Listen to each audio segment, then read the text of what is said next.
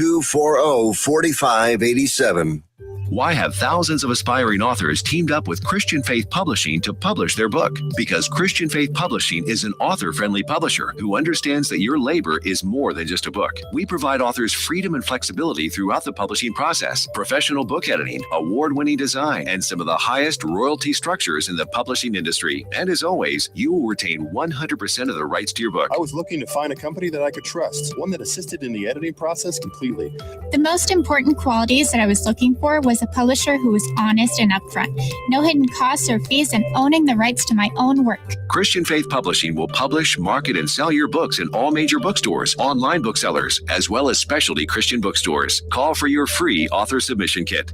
800-978-4812. 800-978-4812. 800-978-4812. That's 800-978-4812.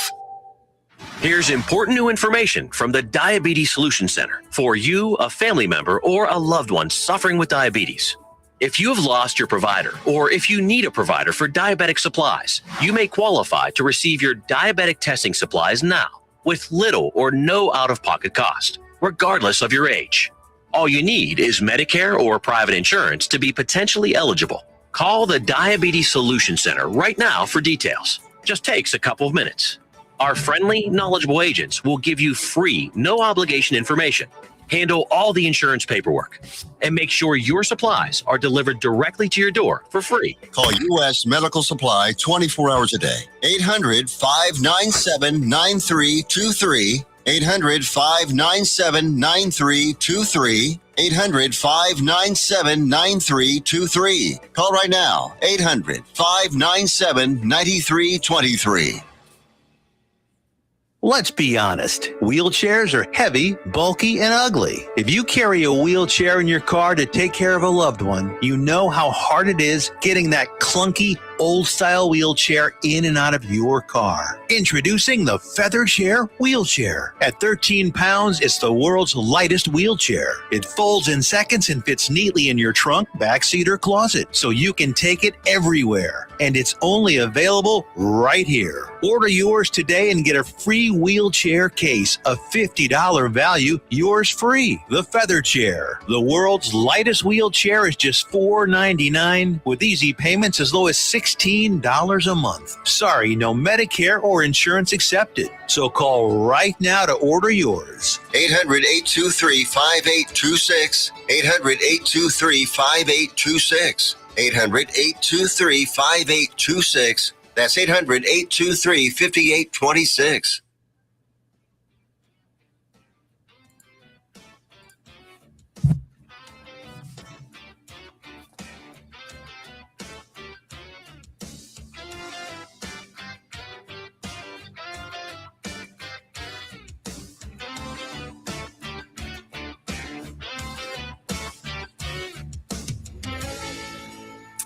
All right. Welcome back, everybody. Before we jump into it, today's show is brought to you by Ensemble Co-working, Fort Worth's hub for private offices, co-working, and meeting space, and virtual mail. Find your perfect workspace at ensemblecoworking.com. It's officially draft day eve. We're going to talk about some Stars hockey. We're going to talk some NCAA college baseball. We're going to talk some quick hitters, and then we're probably going to be talking a lot of NFL draft. The Dallas Cowboys are going to be pretty busy, especially tomorrow night. Let's hope. With all the rumors that have been swirling, we're going to have plenty of draft talk to talk about. So let's jump in. Bill, you look fantastic as always. Thanks, Derek. You as well. Thank you, sir. Let's jump into some quick hitters. So first thing on the docket, Mr. Dexter Lawrence was traded to the Bengals for a 10th overall pick. That gives the Giants 2 top 10 picks in this year's draft. That gives them pick number 5 and pick number 10 overall. Bengals do Bengals stuff. Yeah, I mean, it's too rich. It's too much. It's too much. Giving up a top 10 pick for a defensive tackle, a nose guard, Let's just call it what it is. Defensive tackle knows, even though he's a damn good one. Yeah. What are you doing? Yeah. Cincinnati. That's what it is. I mean, they're showing commitment to Joe Burrow, I guess. I mean, I don't know.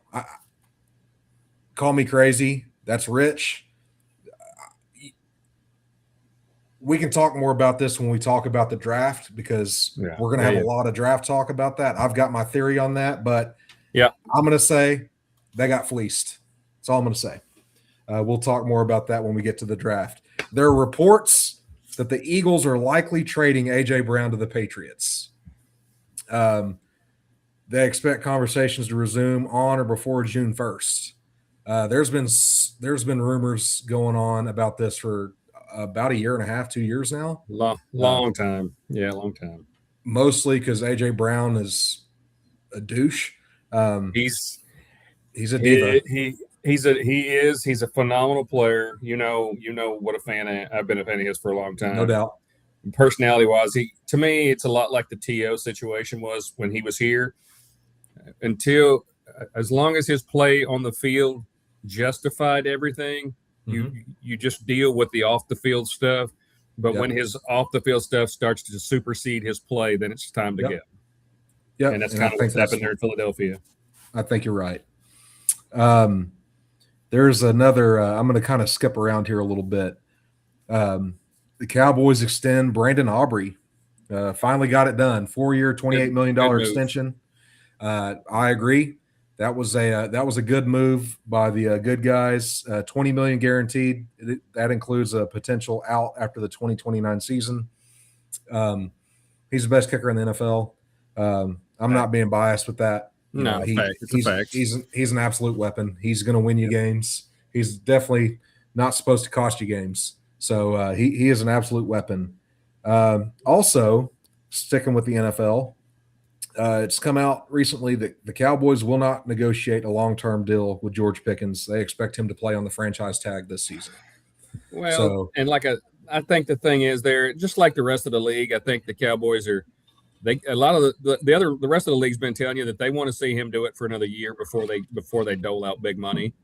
So this is not that all that shocking, especially knowing how the Cowboys do business. I get Dallas wanting to see another season of this. He has Prove yet that to it wasn't sign a it. flash in the pan. Yeah, he has yet to sign it. But if he stays out of trouble and kills it again like he did this year, then by all means pay the man, because Jerry will pay him if he proves that he is that guy again next year. Jerry will not hesitate to pay him. Because he is a stud. The only concern I have is David Mulgeta is his agent, and we know what David Mulgeta does. Even though he's a Longhorn, he represents the best athletes in the NFL. He gets top dollar for everyone in the NFL. Yep. That's the only concern I have. And having to deal with him with the Parsons thing was not pretty. So and a lot of that was. I don't want to rehash that. That was bad on both sides. That could have been handled better, but Okay. Yeah, we're good. Water under the bridge. Let's see. Some softball news here. Tennessee women's softball pitcher Carolyn Pickens broke an all-time record for fastest pitch. She threw a pitch 78.2 miles per hour. Previous record, which she tied, was 77 miles an hour. So that's pretty impressive. That's those softballs are pretty big, even in a man's hand.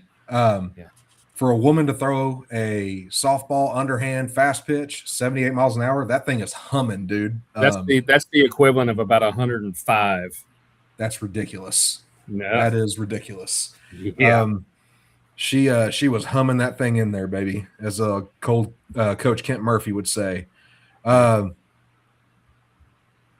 see here. 49ers agreed to a 2-year, $50 million extension with Trent Williams. That's in my opinion, I know he's a Sooner. I know at one point he was the top offensive tackle in the league. I know he's had some injury issues. When he's healthy, I would say he's probably the top left tackle in the league. We're going to say, for argument's sake, he's a top 5 offensive tackle in the league. Without question. this is, to me, I think this is probably essentially a 1-year deal that was just designed to get his cap number down because he's 38, I believe. Yeah, he's old. And while he's still playing at a pretty high level, you see more and more he's missing games, and injuries and age are starting to take their toll. I mean, it comes for everybody. Lane Johnson's starting to slip a little bit. Yep. You know, that Eagles line that's been so good for so long is starting to slip a little. It's just because the guys are getting older and they're getting the wear on their body. So. It happens. Yep. All right. Let's jump into some Rangers news came out today. Wyatt Langford left with a forearm tightness last night in the second inning. Had an MRI. Found out he's got a flexor strain that put him on the 10-day DL. They recall Alejandro Osuna, who did played some on the major league roster last year. He was serviceable. He's a younger kid. You know, Wyatt's not playing as well as we would hope this season. But hopefully, you know, this is just short term. He'll be back. Maybe taking 10 days off will help him heal up, and he'll be back ready to go. Rupe Hint staying in Dallas for the road trip to Minnesota. Game 3 starts tonight. Likely won't see him till probably the second round if we advance at the earliest. Is just my opinion. It's a struggle, man. It's a struggle. It's a physical series. Game 1 did not go our way. They beat the piss out of us. I did not like that for us. But, you know, that's hockey. We responded with Game 2. We'll talk more about that in a minute. Portal news for Texas men's basketball. Sean Miller stays hot. He added Auburn transfer forward Elijah Freeman, theoretically filling a gap left by Dalen Swain. Swain still could return. He's going through the draft process. I would say he's probably gone. If he gets a first-round grade, he's probably out of here. I don't know if that's going to happen, though, man. Do you think he's going to get that high grade? I don't know. I really don't know. I love this class that they've put together, John. If he comes back, dude, that's going to be great. But I will tell you what Texas needs. They need a couple more people. They need a backup point guard. They probably need another small forward, maybe another shooter. But they've got the number 2 portal class in the country behind Louisville. And dude, Sean Miller's doing what Sean Miller does. They are cooking right now. I love the addition, the punch kid from TCU, the power forward, and the kid he got from Tennessee. These guys are they're dogs. I mean, they're very well-rounded players, but especially guys that are going to grind it on the defensive end as well. Which is what he does. He plays two-way basketball. That's the way he coaches. Texas is going to be at the top of the SEC next season in men's basketball. With Vakaitis coming back, man. Yep. Yeah. Yep. They're going to be good. Get your front line, and the Johnson kid from Colorado. Oh, yeah. I like what I've seen from him. Yep. They're going to be good, man. They're going to be formidable. He overachieved last year. They'll be back and ready to go this season, and they're going to be fantastic this fall. So let's jump into some Texas baseball, and then we'll talk some stars, and then we can jump into we'll talk some college baseball, Texas baseball, and then we'll talk some Dallas Stars, and then we'll jump in some draft talk. So I'm just going to run through this pretty quickly. Schloss shook up the rotation. He made Valentis the Friday night starter, and then he bumped Ruger to Saturday, and then moved Harry to the Sunday starter. Dylan Valentis on Friday night. Of course, they took on Alabama this weekend. He recorded his career best 12 Ks to give Texas their 10-2 win on Friday evening against Alabama, which is the number 11 team in the country. Yes, sir. Aiden Robbins led off with a double, and Tenney hit a 2-strike breaking ball over the fence, which is his 14th homer of the season. Adrian Rodriguez is back. He had some staples removed from offseason surgery that he had an allergic reaction, which caused him immense pain. If you watched any Texas baseball games this season, when he swung, he was grimacing. It was the staples that were in his hand that caused a reaction and some swelling, so they had to take those out. He'd been out for a couple weeks. They removed those, and he had no pain. He drove in a couple runs. Texas out hit Alabama 16-4 on Friday night. Sam Cozart logged the final 9 outs, striking out 5 of the last 10 batters he faced. Anthony Pack was 4 for 5 with 2 RBIs on the day. So Texas put it on them on Friday evening. Saturday, Longhorn struck out 19 in a 3-1 win. Ruger struck out 11, gave up 3 hits and 1 run in 5 innings. Duplantier tied the game. He tied the game in the 7th inning, and Tenney later drove in the go-ahead run, and A-Rod tacked on the insurance run. Sam Cozart struck out the side in the 9th, earning his 6th save. This gave Texas their 8th win against a ranked opponent this season. So Texas doing what Texas does. At this point on Saturday, Texas had struck out, I think it was I want to say it was like 30 – I want to say it was 29 Alabama hitters. They struck out 29 Alabama hitters, which, that'll play. Sunday, good guys didn't do so well. Luke Harrison pitched well. He K'd 10 over 7 innings and held the Tide to just 2 runs. It was the offense that costed them. We couldn't get any hits, couldn't get anything going. We didn't score a run till the 9th inning. The offense they have to be more consistent. We got 16 hits on Friday night, and we got, I think it was 4 hits on Sunday. So, it's one of those up and down. Up and down. Alabama's Justin LeBron plays shortstop. That kid is a freaking ridiculous beast of a shortstop. Good player. His arm isn't great. He's probably going to be a second baseman from what I watched, but he does not miss balls. Dude, Texas hit several balls hard to shortstop that a lesser player would have fudged or booted or gotten past. Texas probably should have scored a few runs on Sunday that were hit really well towards him, and he's just so good of a player that he made the play deep in the pocket over there at short, and he just made the throw over first. So kid's a damn good player. I will say this. I don't love the Alabama sports teams, but it's a pretty nice place to visit, John. I'm not going to lie. It is. It is pretty nice. It is pretty nice, especially on the coast. Yes. It's really nice over there. Some scores over the weekend for college. North Carolina, Texas series against Georgia Tech. Ole Miss, Texas series against Tennessee. Nebraska sweeps number 12 USC. Number 8 Florida State sweeps Notre Dame. Number 17 Mississippi State sweeps South Carolina. Number 10 A&M sweeps LSU. Whoop-de-doo. Number 14 OU sweeps Mizzou. Midweek Madness. Air Force and Texas were supposed to play, and UTSA and A&M were supposed to play, and it got canceled due to rain.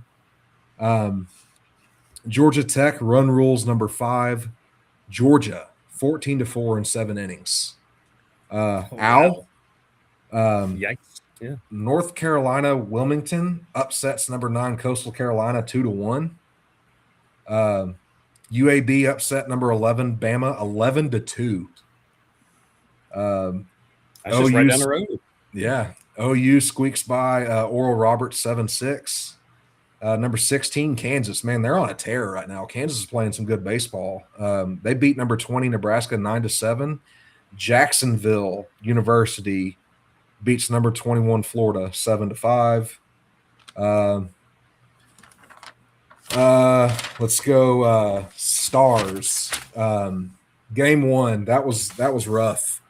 Agreed. Basically, Joel Erickson Eck gave the Wild the early lead with a power play goal in the first. The Stars were down 4-0 before they even got on the board. Knew pretty early on in that game we weren't going to win that game. Otter looked not going off. to be our night. Otter looked off, and it wasn't. Let me rephrase that. The defense looked bad. Otter looked on point until they went down 3-0, 4-0, and then it looked like he was like, dude, there's nothing I can do. he wasn't getting any help from the defenders, the defensemen. We couldn't, and the kid in net for Jesper Wallstedt, dude, he looked great for Minnesota. The defense was just atrocious. Historically, the Stars lose game one, and we were hoping to break that trend. So Monday night, Boy Otter responded, man. He had 28 saves. He had a 933 save percentage. That'll play, man. After giving up 5 power play goals in their last 2 games, the Stars didn't give up 1 in 4 power play chances for Minnesota. That's the way you respond right there. Colin Blackwell, who is 5'8" and is a Harvard grad. I don't know if you guys knew that. Did not. I did not. He is a Harvard grad.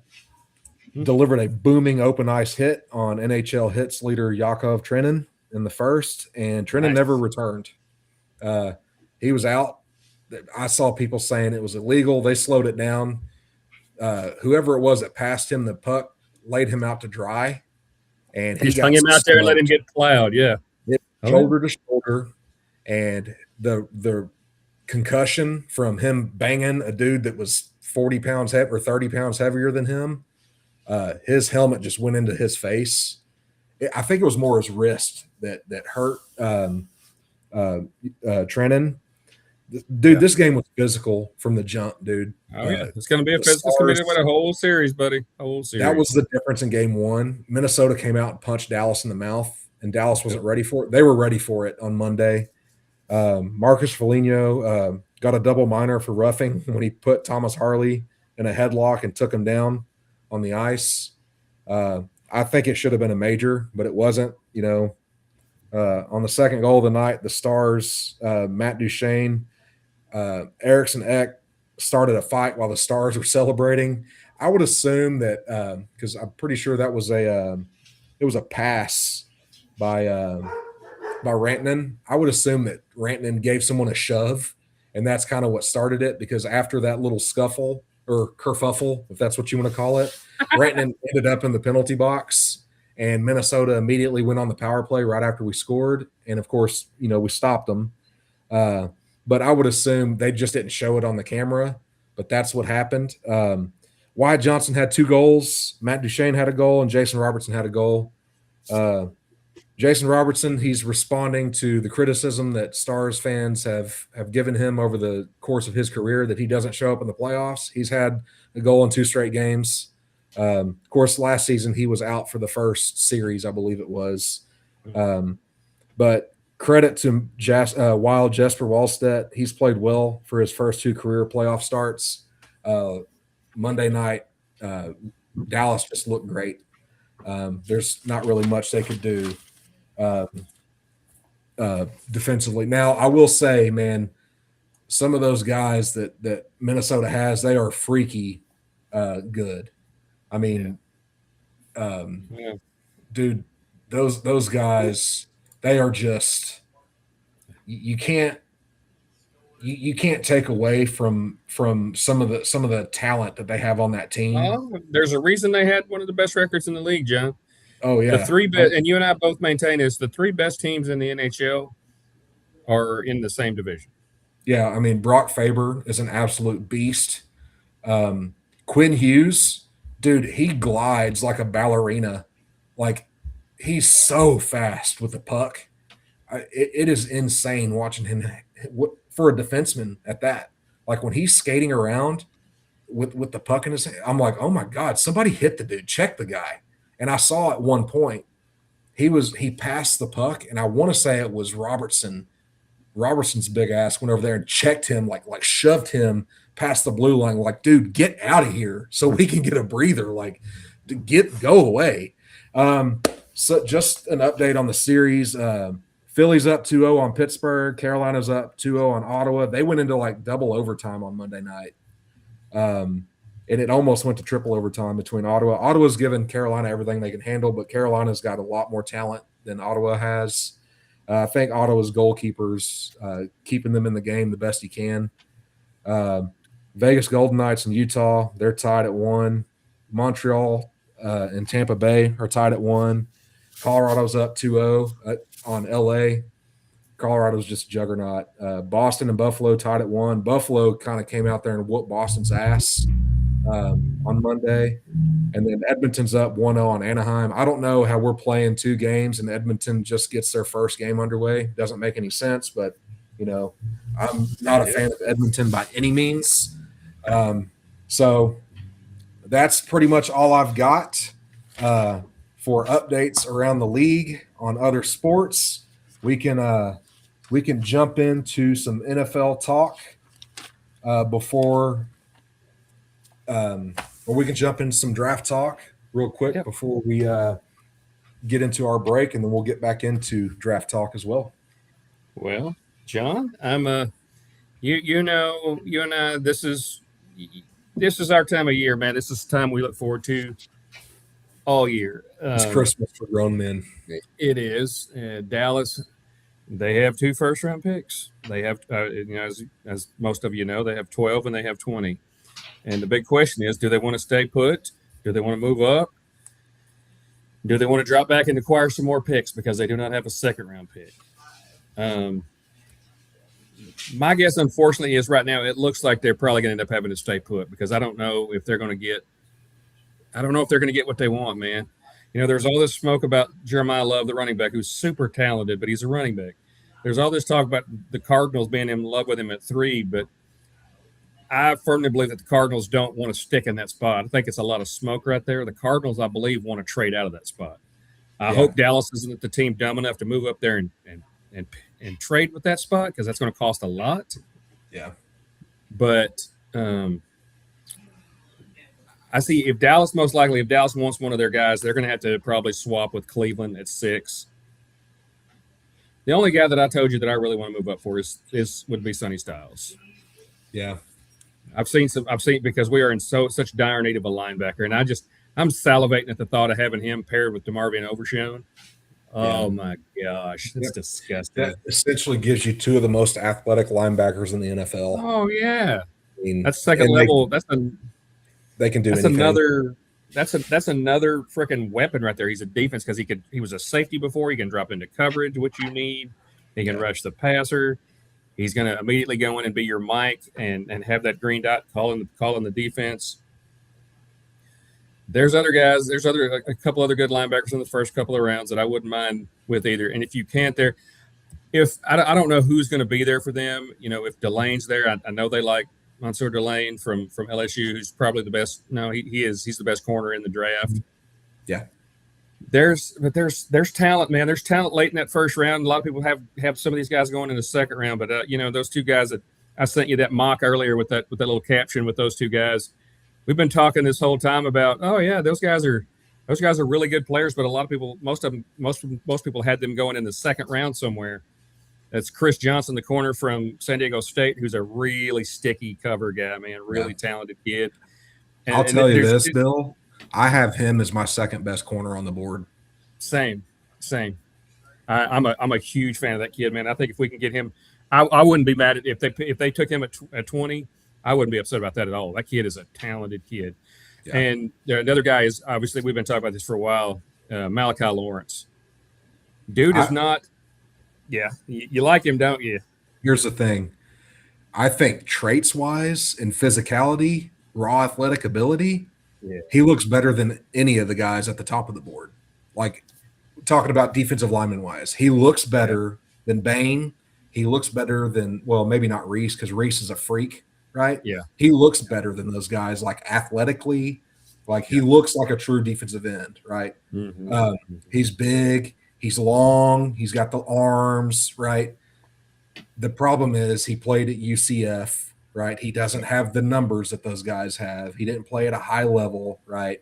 So, well, I say he didn't play at a high level. He played at a high level, but you know what I mean? He didn't prove it at Ohio State or at Texas or Miami or a playoff team. So, the thing about these guys, I think Dallas, and we're about to go to break. So I've got a theory here. And when we get back from break, I'll kind of go that direction. We'll go from there. I want to jump in about Malachi Lawrence a little bit more before we go. Yeah, let's do that.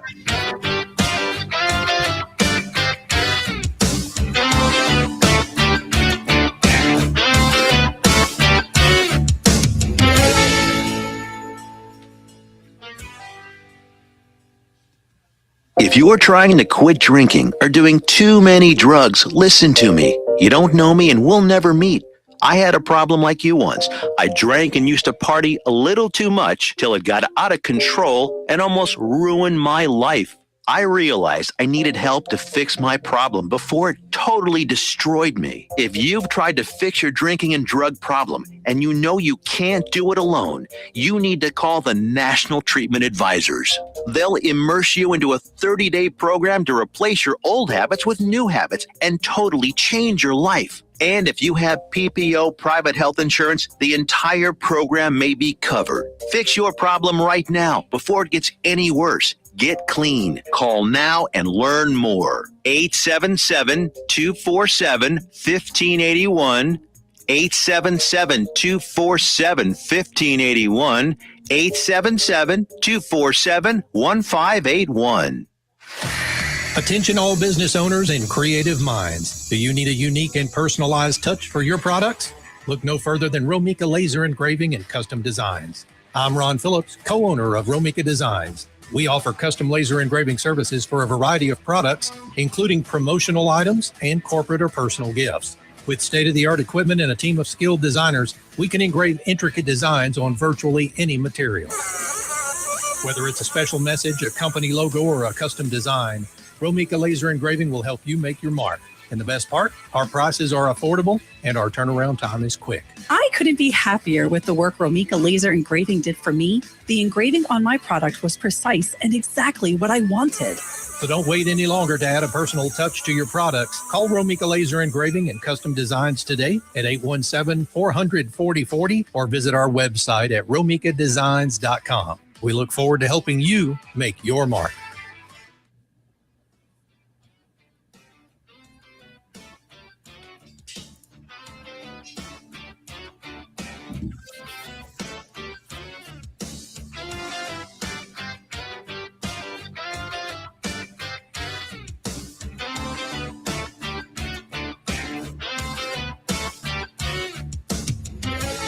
All right. Welcome back. Before we jump back into draft talk, today's show is brought to you by Ensemble Co-working, Fort Worth's hub for private offices, co-working, meeting space, and virtual mail. Find your perfect workspace at ensemblecoworking.com. Okay, so before we went to break, we were talking about Malachi Lawrence. And before you jump into what you had to say about Malachi Lawrence, I have seen mocks where he jumped into the bottom half of the first round because some people liked him that much. So go ahead. You know, I've been on that guy from the jump. You have. Oh man, that dude is. But like this here, let me just read you part of what their scouting report says about this guy. And this is what I love about him, because he's not going to beat you. There's not just one way he can beat you. He's not just going to beat you with speed or beat you with power or beat you because he's got good moves. This is it right here.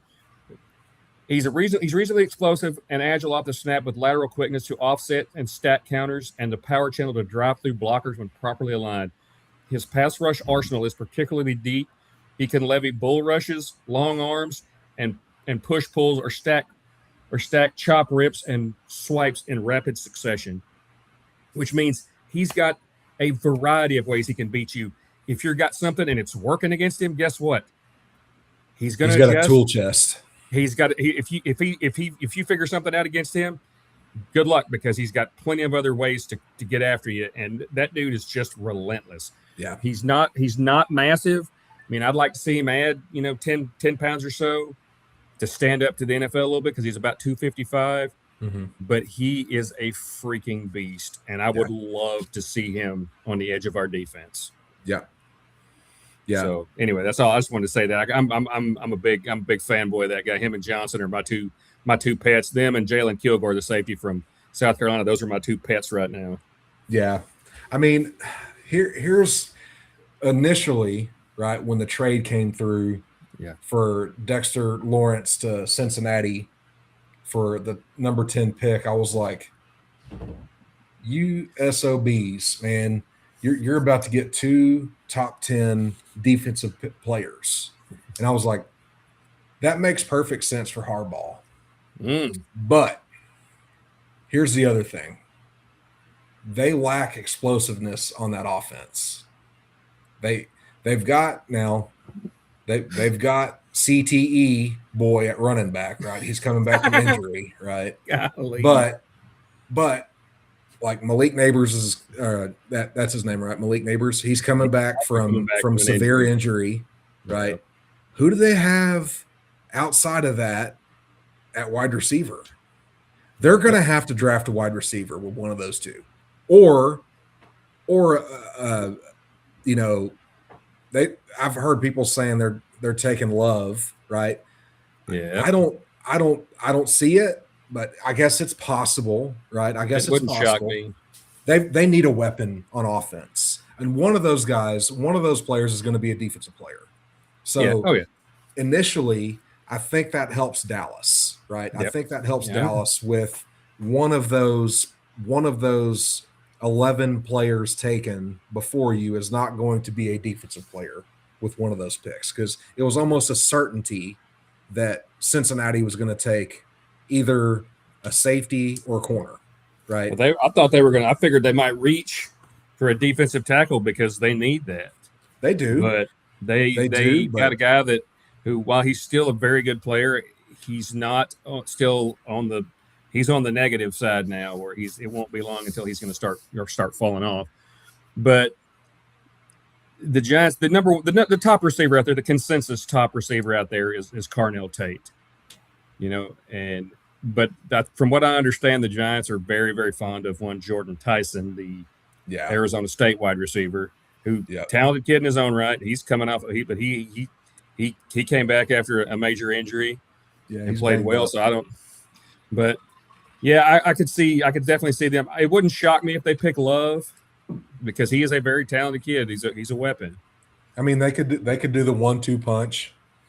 You know, they could do, you know, Cam Scattaboo and Love, right? But you know, who are you going to throw the damn ball to?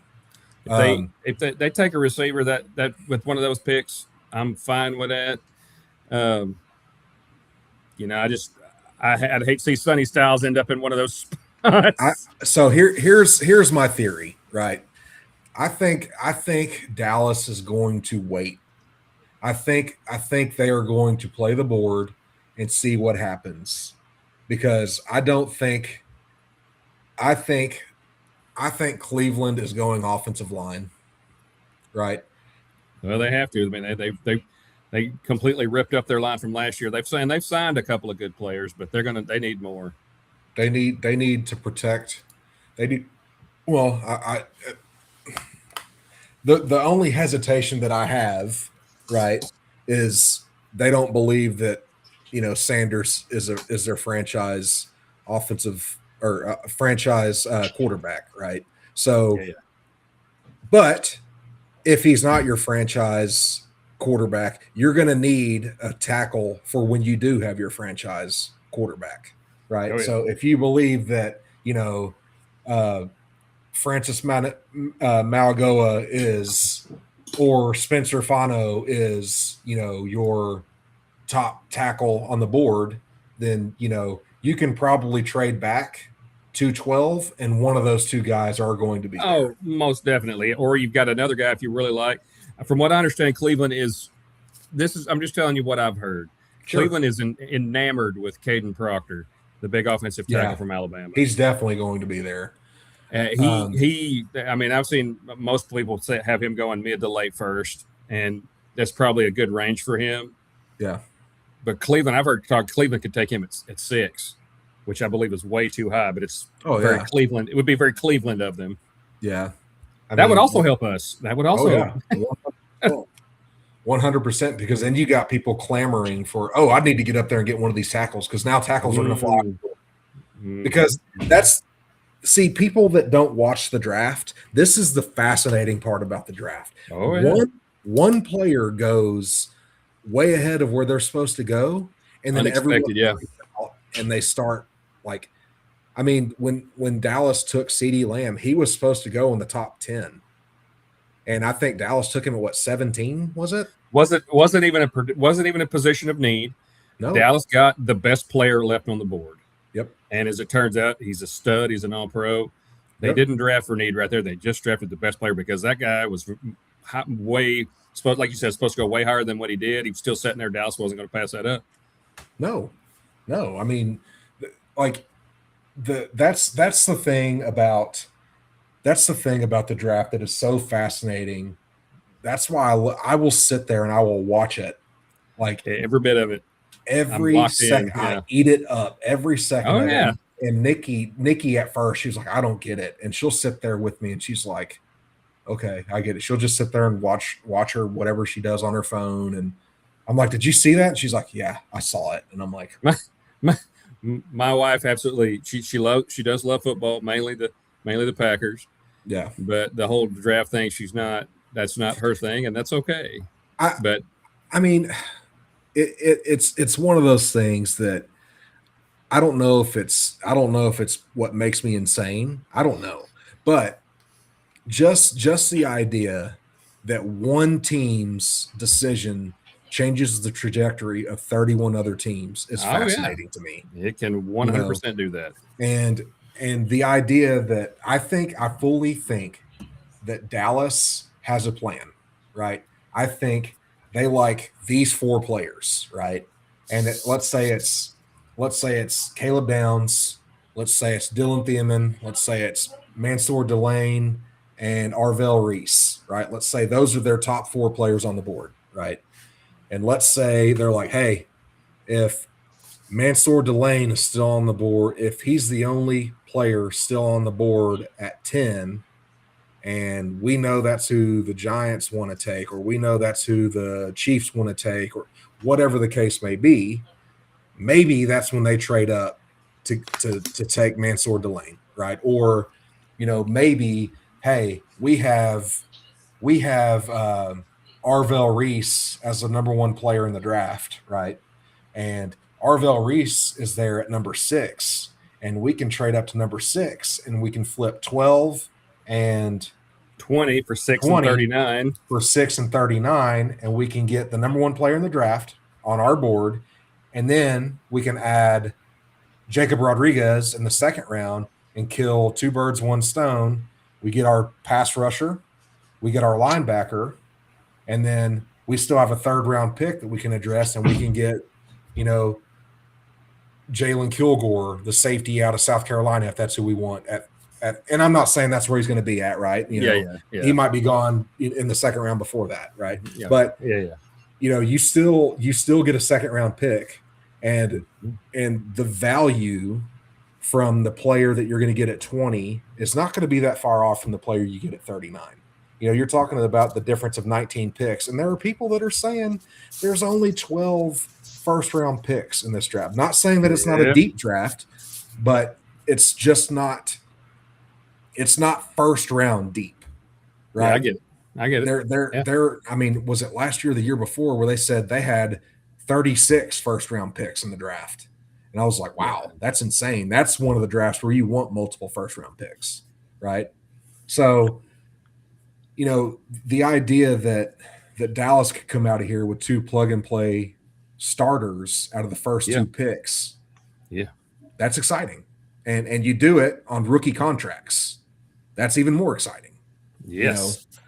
The other thing that is exciting for us as Cowboy fans is, we've got a changing of the guard at defense. We got a young, bright mind, well respected amongst his peers and other higher level coaches in the NFL. Like, it's not often when the Dallas Cowboys make a hire and everyone in the league goes, wow, that was a home run universally lauded as a good hire. Yeah, they're like, wow, they nailed that hire. Oh, right? Like, that's when wow, Jerry listened to somebody.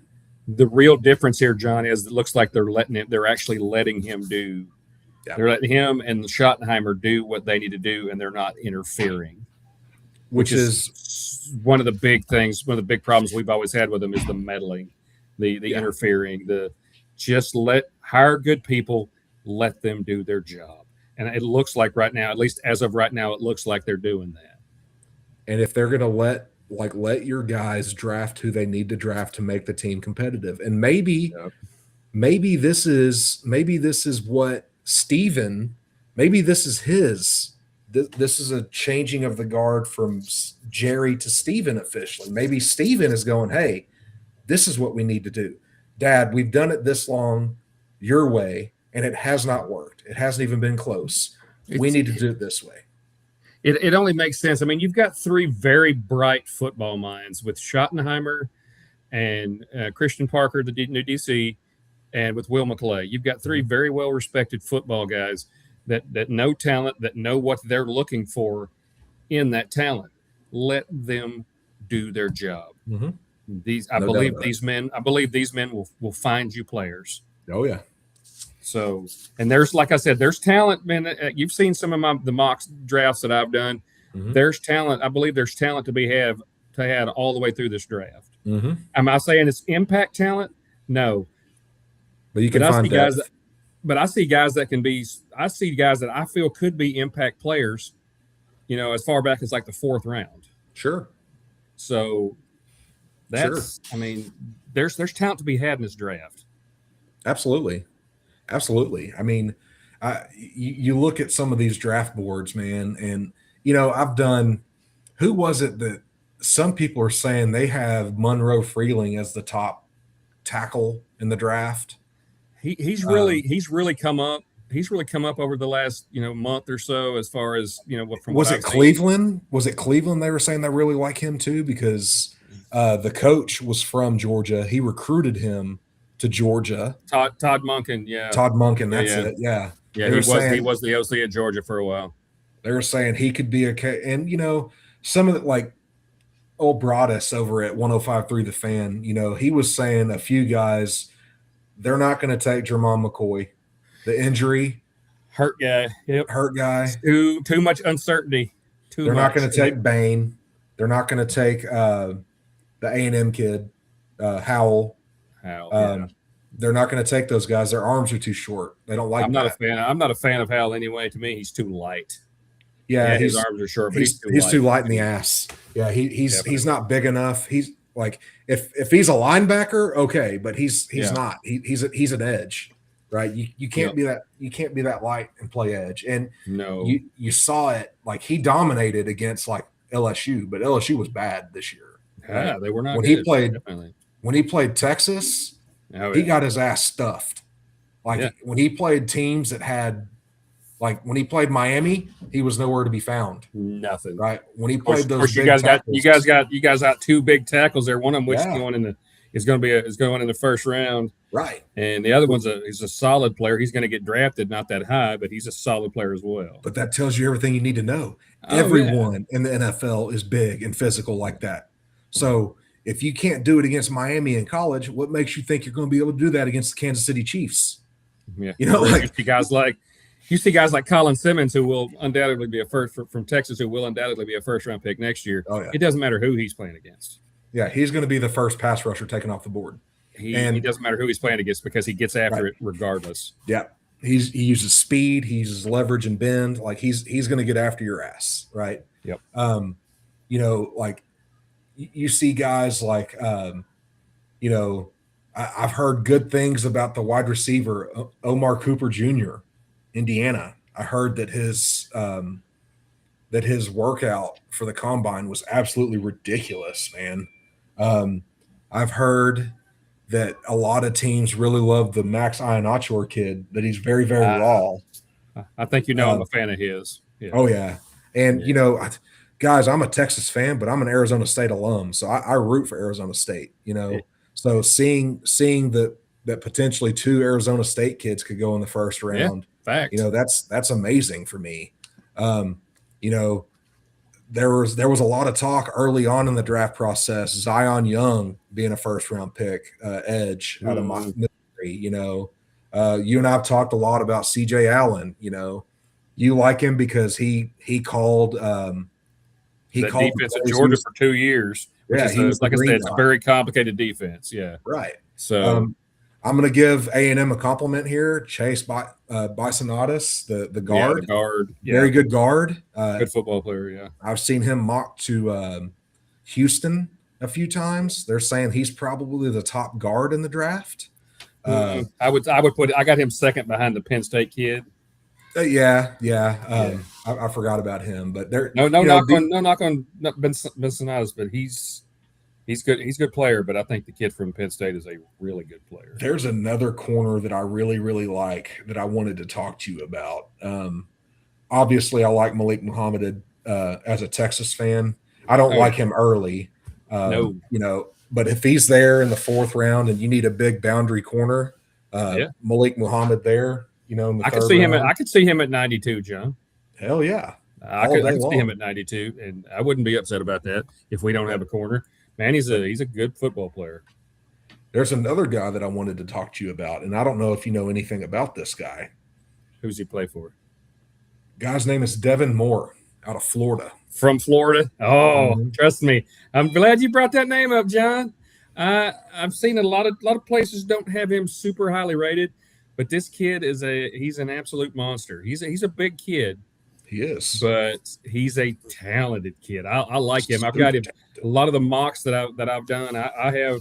He's sitting there. This site that I'm on has him rated in like the 120s, the 120 something best player. Yep. But I think he's a better football player than that. Yeah. But he's like. I wish I had remembered exactly everything on that scouting report because I've looked at him. I've looked at him several times. No, I'm a big fan. So yeah, I like him a lot. If you could get him in the fourth, fifth round, shoot, sign me up. They say that dude. He's 6'3", 200 pounds. Combination of length and functional athleticism. He's a spidery contester. There you go, spidery. I remember that. But also has smooth, fluid coverage mobility. He's a quick, malleable, and disciplined and press man, but also has tight, efficient pedal and off man and zone, which tells you he can play zone and man coverage. A variety, yeah, which is fine. And at that physical nature, he's not the fastest guy. He's not Mr. No. I'm going to turn around and run with you all the time, but he is going to beat you up. He's going to be there. If there's contested balls, there's a good chance he's gonna at least knock it away because he's as big as just about any receiver he's gonna be going against. He's 6'3" and he ran a 4.5. Mm-hmm. I mean, he let's see what is they have a comp for him. Now his hands aren't very big, which I don't care about hand size for not for a corner. For a corner. No. Can he cover people and can he break up passes? That's what I worry about. He's below average in speed, but if he can stay with them and break up the pass, that's all I care about. But he's a kid that, if you need corners and 6'3", 4'5", that tells you he's a boundary corner. You don't see many 3 guys playing nickel or in the slot. Those are normally your smaller guys. That's a guy that Pons kid. He's a slot corner. Little tiny man. Good football player, but he's a tiny man. What do they call those guys? Jitterbugs? Is that what they call them? Yeah. The little dudes. There's some other guys in there like that. Yeah. But he's a football player though. He will hit you in your mouth. Oh no, he's 100%. But there's other little short guys like Chandler Rivers, a little corner from Duke. He's say little. He's bigger than I am. He's about 5'10", but he's not a big guy, but. I really like the Keith Abney kid out of Arizona State. Solid player. He's a solid kid. He's physical. That's the they do combine comps. He comps to Corey Banks. Yeah. And let's see, Rufus Brown. That's who he comps to. Let's see what that Devin Moore kid comped to. He comped to a Caleb Evans and Willie Middlebrooks. Yeah. So I mean, they just take these numbers that they tested for, and they see how these guys, how they comp their test scores to. I would assume that doesn't mean that's who they're going to be, but that's how they comp. So, if Texas comes out of this with, if Dallas comes out of this with, Caleb Downs, they come out of this with Arville Reese, I'd be ecstatic. Caleb Downs. They come out of this with Sonny Styles. I mean, they've pretty much told you they're not going to draft Reuben Bain or David Bailey. If they come out of this with Mansour Delane, I'd be okay with Dylan Thieneman. I love the kid. I'm a fan. Yeah, I'm a fan of the kid. Yeah, I don't typically like Oregon safeties, but I really like the kid. I watched a lot of the kid's film. He's a playmaker. He's a hell of a football player. You want me to give you some guys I like, kind of middle to late rounds? Yeah. Let's see, I kind of made a list here. We've got, like, if you're looking to talk about mid-second, if you fall back into the second, mid-second, there's kid Keontae Scott, one of the corners from University of Miami. Big fan of that kid. He's a talented kid. I think he's going to be a good starter in this league. He's another good-sized kid, but he can cover you in a lot of ways. Obviously, you and I both have talked about this. You're the one that turned me on to this guy. That's Kyle Lewis, that linebacker from Pitt. He's not a big guy. He's going to be kind of a hybrid safety linebacker kind of guy. Yeah. But he is a football player. He's got a nose for the ball. He's all over the field, and you can utilize him in a lot of different roles. Yeah. I think he would be perfect for a perfect kind of somebody for Christian Parker's defense that likes to throw the variable different looks at you. Mm-hmm. So I like Michael Taff. Obviously, he's our UT kid. I like Michael Taff. You can get him, 5th, 6th round, somewhere right there, maybe 4th at the highest. But I think Taft's a good player. He'd come in, start on special teams for you, and be able to contribute right away with some safety reps. But I think it's a role that he could grow into as a starter. It would be a solid starter for you. I like Josh Cameron, the wide receiver from Baylor. He's got kind of a unique build to him. He's built kind of like a smaller tight end almost, but he's got a lot of physicality to it. He's not a burner, but he's a damn good possession receiver and run after catch guy.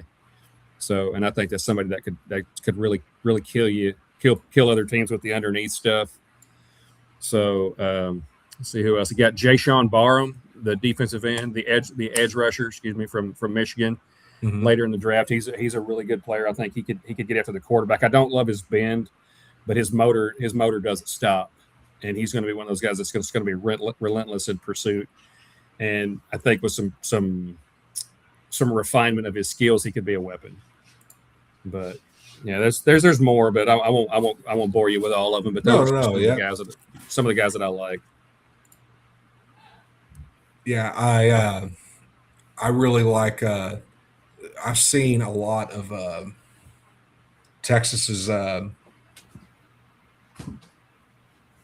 linebacker Anthony Hill Jr. falling down the board, and I'm like, man, if you don't get a linebacker, and he's there in the 2nd round, he can cover, he'll hit you, he can rush the passer, he does everything. I wouldn't mind seeing him in a Dallas defense, So hey, oh my God, we're done already. We're done already, man. Wow. We'll have a lot to talk about next week with the kids that we get, and we will talk tomorrow night during the draft. So go Cowboys next week. Go Cowboys.